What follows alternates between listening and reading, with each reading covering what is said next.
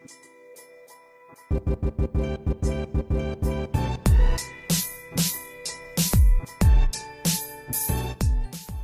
I'm Mushiri, and this is Let's Talk Data. This is the Maputo edition. We're going to be talking about the progress African countries have made in relation to the Protocol on the Rights of Women in Africa. And today I'm with Kavinya Makau, feminist lawyer. Hi. Hi. Thank you for making the time to hang out with me and talk about this. Fantastic. Thanks for having me. Yeah, so tell us about yourself. Kavinya Makau, lawyer. How did you end up in law school and then working on women's rights? Right. So I was really inspired by the lawyers who were really involved in the multi-party struggle here in Kenya during the 90s. I thought they were really brave in terms of sticking their necks out. Oh, yeah. You know, during a time of dictatorship, in a time when a lot of people did not have the courage to do that. And I found that really inspirational, and that's the reason why I wanted to go to law school. And then fast forward to law school, I joined in 2001. I was at the University of Reading in the UK. And when we started doing international human rights law, I really got interested on the gendered aspects of women in conflict situations. You know, you remember we just come out of the Rwanda genocide. There was what had happened in the former, in Bosnia and Yugoslavia and such places. And so for me, I really wanted to get into the space that really looks at transitional justice and how you can have some form of justice for girls and women who have been violated in conflict and post-conflict situations. So when I finished my studies in the UK, I came to Kenya. Went to Kenya School of Law and then started an internship at Urgent Action Fund Africa, which is one of the first women's rights funds in the world and also in the continent. And they had a lot of work that they were doing on transitional justice, including monitoring the International Criminal Tribunal for Rwanda and others. So that's where my career started, and it's progressed. It's now been 12 years. Wow. And counting.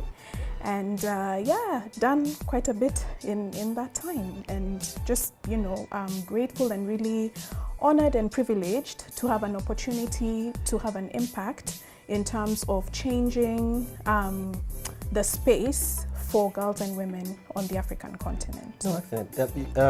When you talk about transitional justice, which transition are we talking about? That's a good question. We could spend the entire video, I guess, discussing that. But what I would say is that mostly, if we were to think about it in the very academic sense, and here I'm really paraphrasing and summarizing, is when you have had a violent circumstance in your country, you know, some kind of conflict, some kind of situation that isn't like a civil war, or some sort of disruptive political situation that then culminates in violations of human rights, some of which are really egregious. It could be genocide, it could be crimes against humanity, for example, in terms of what we saw, for example, in Rwanda. And in situations like that, we all know that girls and women normally bear the brunt.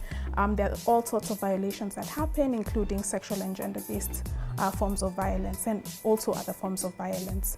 So in the sort of work that I was doing at that time was to see, one, what sorts of violations happen to girls and women, and how can that be remedied now when you're in a situation of peace. And here I say peace in quotes, because peace is not merely the absence of war, yeah, you know, but let's say in a situation where there's some stability and you want to go into a process where you're really thinking through what happened, but you want to move forward, and you want to see, for example, what sorts of laws and policies that you can have that really remedy the situation.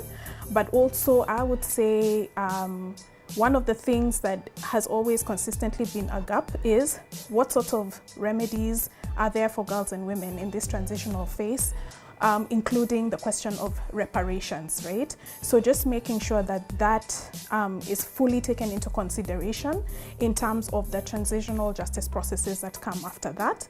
And of course, that is also linked to the question of women being in the spaces where people are having these conversations around the transition, right? Yeah. Because, you know, if you're not in the room, your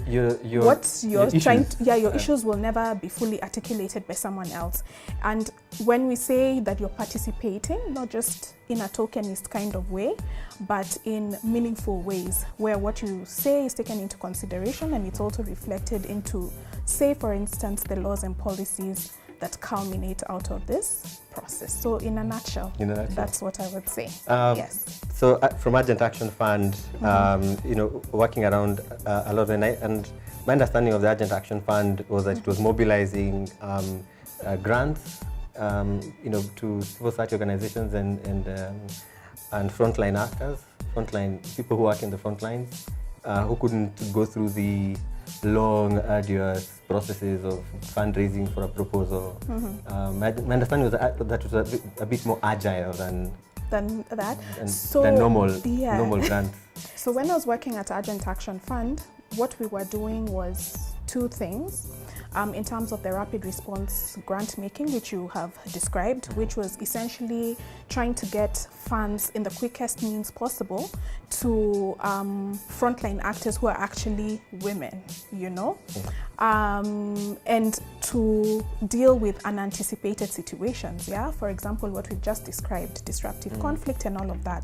But at the time that I was at Urgent Action Fund, we were also doing other work that would support the grant making work, which was where I was working. We would call it collaborative initiatives, where you would work in partnership with other organizations. And what we were focusing on was transitional justice, peace building, and also other controversial rights that perhaps other entities will not really want to discuss. And at the time that I was there, we were doing a lot of work with sex workers in the Eastern, Central, and Southern African regions, and also LGBTIQ communities. Right. So their work, of course, has evolved over time. But that is what we were doing at that time, and it was my introduction into this work. And I must say I'm thankful for that, because that is when I really truly understood what it was to be a feminist, and that's when I actually started to identify as a feminist. And I'm always grateful that that was my entry into the women's rights space. Oh, excellent. And I'm glad you bring up the issue of the feminist. Yes. So if you don't mind, in a nutshell of nutshells, what is feminism? Who's a feminist? A feminist is a person who really wants to interact with the structures and systems that make us frown upon the power that girls and women hold. So for me, in my work as a feminist, I would say that my work is to have conversations or have discourse with different people on the power that girls and women have, but more so how people perceive that power and how they interact with that power, because people then are really apprehensive about it, and that's why you have all these sorts of discriminatory laws and policies and practices, for example, that we see that are supposed to suppress that power. But feminism also goes beyond the concept of the structures and the systems that oppress girls and women. It's also understanding that that structure, that system, is a global system that we call patriarchy, that also tells us, for example, that the white educated man is superior to the black educated man, for example. So there are different layers to it. I think feminism is greatly misunderstood. I think there's a lot of negativity around it. And I'm just hoping that conversations such as this will help almost kind of demystify that, perhaps, maybe not in this video, but I'm sure in subsequent ones. But it's really misunderstood, but it is a powerful lens within which to understand the structures and systems that drive oppression at different levels and with regards to different constituencies. And it's really powerful when you begin to deconstruct that structure and system based on that lens. Yeah. So I mean, based on that, anyone can be a feminist. I can be a feminist, right? Can I be a feminist? It Please? depends. Am I allowed? Let's see. Like, tell me, what are your politics? What are your politics? What do they espouse?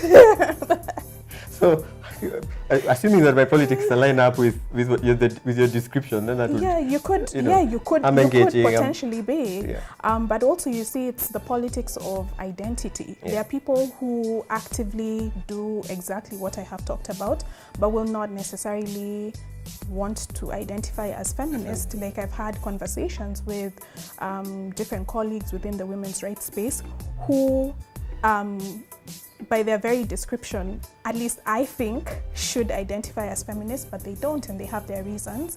And well, we just have to respect that. Yeah. Yeah, absolutely. And this is a conversation that has been happening in a lot of new spaces. I've been hearing quite a few people being a bit more nervous about the label feminist. So that's why I was asking about, can I be? May I be?